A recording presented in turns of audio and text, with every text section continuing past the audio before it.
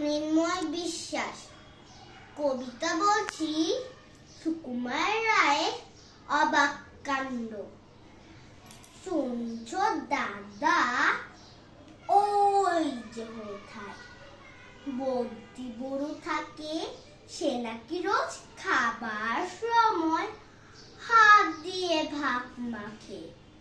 শুনছি নাকি খিদেও পায়, সারাদিন না খেলে চোখ নাকি আপনি বোঝে।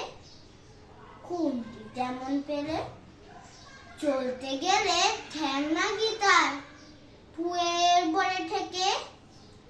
কান দিয়ে সব শুনে নাকি চোখ দিয়ে সব দেখে, সই নাকি সে মুন্ডুটাকে শিওর পানি দিয়ে।